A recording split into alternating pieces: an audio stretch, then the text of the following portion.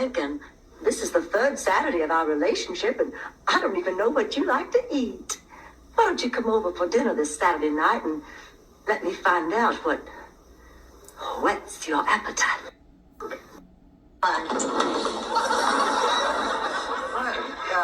I'm sorry, I was just going to say that the sign seemed a little high on one side. How about a coffee break? Sure. Hey, Tony, when one of you guys gets a chance, would you fix that sign? Seems a little high on one side. Yeah, sure, Frank. I notice a lot of your students call you Frank. You don't approve? Oh, no, on the contrary. I think anything other than "yo teach" is an educational breakthrough. I just think that formal titles can be very intimidating. This way, I'm just one of the guys. You think a lot of these kids, don't you? Oh, hey, so do you? Well, I do, but I don't know. I sense a special dedication from you. It's nice. Oh, thanks, Dorothy. I've been at this a long time. I watch these kids grow. I know their families. I've been to their homes for dinner. Really? You've been to their homes for dinner? Well, of course, they spread a newspaper on the floor for me. No, I'm kidding. You seem...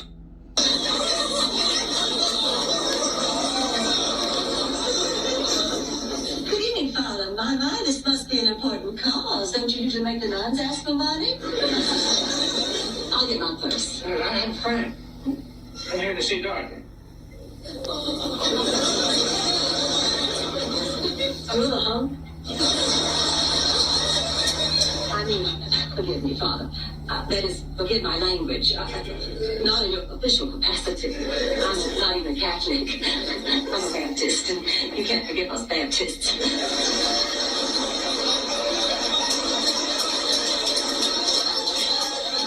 Sweet Jesus, why am I babbling? I meant that in all due reverence. I never take the Lord's name in vain. Oh, God, now I'm lying to a priest.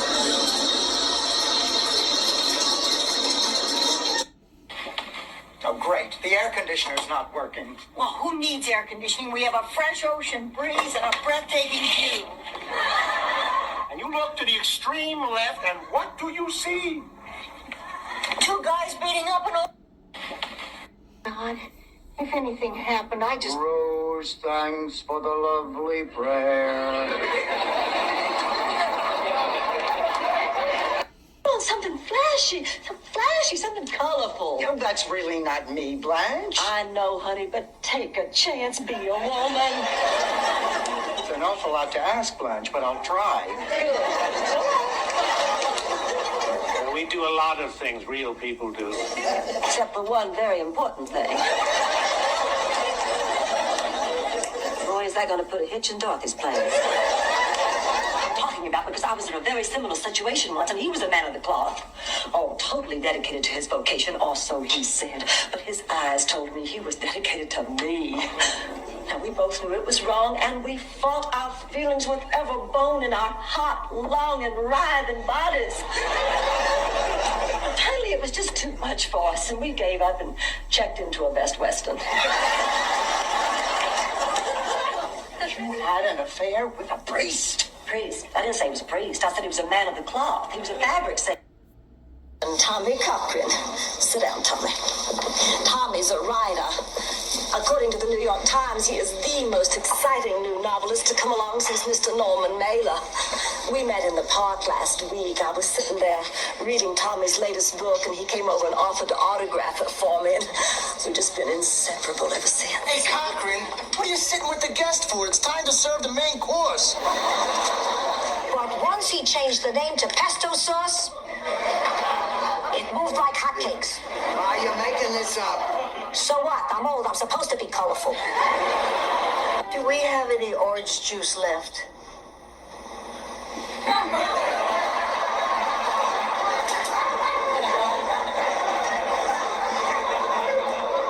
No, we're all out. They closed the center. Not your grief counseling center. No, the Kennedy Space Center. She wanted to be the first... A fool, a neurotic who was wasting your precious time.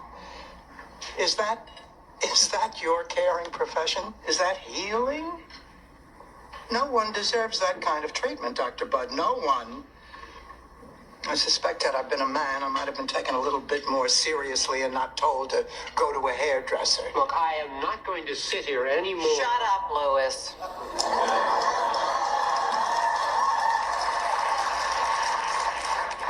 I don't know where you doctors lose your humanity, but you lose it.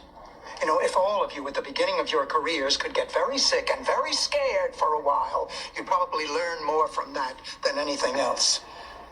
You'd better start listening to your patients. They need to be heard.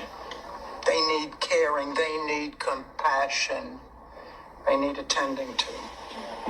You know, someday, Dr. Blood, you're going to be on the other side of the table. Muscle in your body. Honey, I've been stretching this body for years. Blanche, sticking your feet out of the sunroof of a Chrysler New Yorker doesn't count. We better get you some outfits.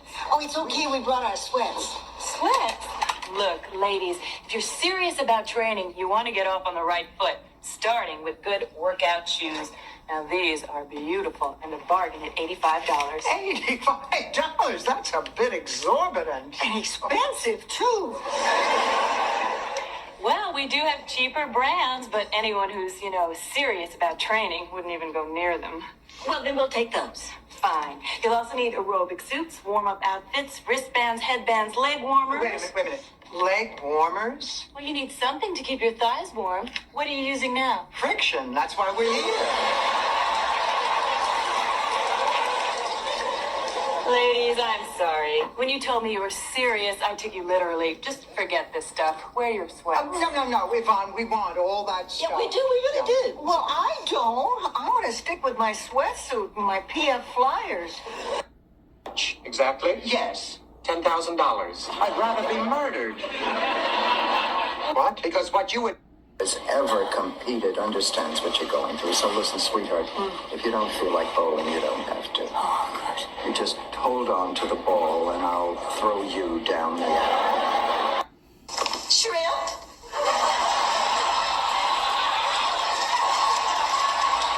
These tours at the engine room, fashion shows, jazzercise, Las Vegas night, Monte Carlo night, Rio night, Riviera Who night. cares, Rose? Did you and Arnie hit the sheets or not?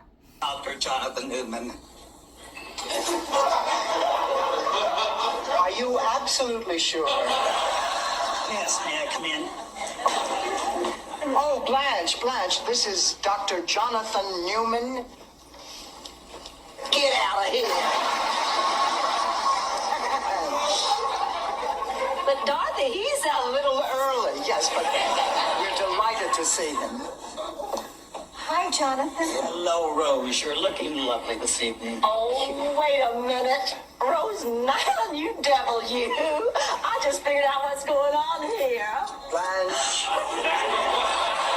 You were sore at me for inviting your friend without asking you, so you hired this guy to come over and teach me a lesson.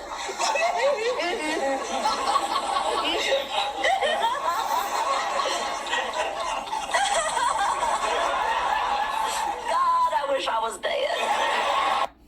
Well, how good could it have been? You left half of it. I ate every bite. Well, there's some sauce left. If you really liked it, you take a hunk of that bread and sop it all up. You can afford it. Oh, no, I can't. I put on a few pounds. You just haven't noticed. What am I, blind? I... Hi, Dorothy. Hi, Rose. Rose, do you know offhand if 911 is the right number to call for a straitjacket? Dorothy, I can explain. I know you can. That's the scary part. You know, what is happening between Sophia and Angela is not unlike an incident which occurred between my sister Virginia and me when we were in high school. Now, can you believe that one's very own sister could seduce her sibling's boyfriend on the eve of that sibling's senior prom? Virginia did that to you. No, I did that to Virginia. She deserved it. She borrowed my saddle shoes without asking. What are you looking at? She scuffed those shoes. I heard her left a mark on that boy. Open up your trap. I know you're in there. Who is it? You can run, but you can't hide. Run, I can barely... Because I was not the center of attention and nobody said I was the prettiest. Oh, come on, on now, Blanche. I mean, what difference does it make? Oh, Dorothy, you cannot possibly begin to comprehend the terrible trauma a gorgeous woman goes through when she realizes her beauty is starting to fade. And who do you see when you look at me, Blanche? Joe Papatone? You'll just have to grow old along with the rest of us. I couldn't go on if I had to look like the two of you. Shop in St. Olaf because of our more favorable tax laws. Now you see why I don't like plastic surgery?